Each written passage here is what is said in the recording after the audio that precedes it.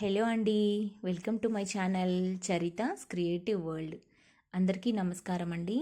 ఈరోజు మన వీడియోలో చాలా సింపుల్గా టేస్టీగా కేవలం 5 నిమిషాల్లో తక్కువ ఇంగ్రీడియంట్స్తో టమాటా రైస్ని చూపించబోతున్నాను. ఈ టమాటా రైస్ని ఇంట్లో ఏ కూరగాయలు లేనప్పుడు కానీ, లేదంటే పిల్లల లంచ్ బాక్స్లోకి ఏదైనా క్విక్గా చేసి ఇవ్వాలి అనుకున్నప్పుడు కానీ ఈ రెసిపీ చాలా యూజ్ అవుతుందండి.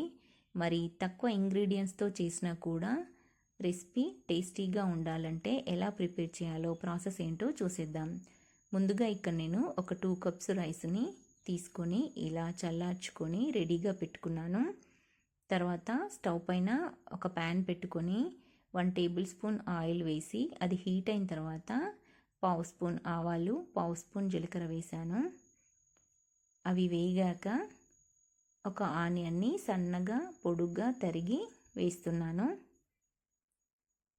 ఇప్పుడు ఒకసారి ఆనియన్ని మిక్స్ చేసుకోవాలి. తర్వాత ఒక 2 పచ్చిమిర్చి చీలికలు ఇలా సన్నగా పొడుగ్గా తరిగి వేస్తున్నానండి. తర్వాత కొద్దిగా కరివేపాకును వేసుకొని ఇప్పుడు ఈ మూడింటిని లైట్గా ఫ్రై చేసుకోవాలి.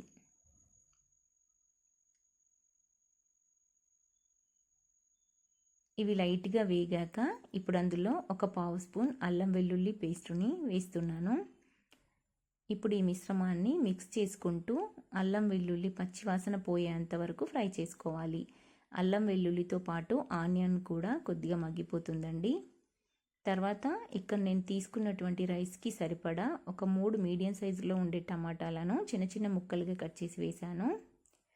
తర్వాత ఒక 1/2 స్పూన్ కారం, 1/2 spoon salt, 1/2 spoon garam masala,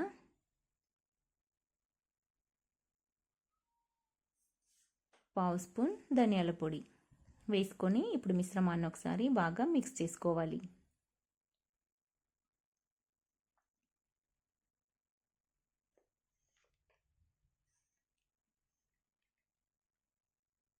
తర్వాత ఇక్కడ నేను ఒక 1/2 స్పూన్ పసుపును కూడా వేస్తున్నానండి. మీరు కావాలి అనుకుంటే వేసుకోవచ్చు, లేదు టమాటా రైస్ కలరు రెడ్ కలర్లో ఉండాలి అనుకుంటే స్కిప్ చేసేయచ్చు. మిశ్రమాన్ని మళ్ళీ ఒకసారి బాగా కలుపుకొని లో ఫ్లేమ్లో పెట్టుకొని క్యాప్ పెట్టేసి టమాటాలను మగ్గించుకోవాలి. ఇలా టమాటా బాగా మెత్తబడాలి, కానీ అందులో ఉన్న వాటరు డ్రై అవ్వకూడదు. ఇలా ఉన్నప్పుడు మనం ముందుగా చల్లార్చుకున్నటువంటి రైస్ని యాడ్ చేసుకోవాలి.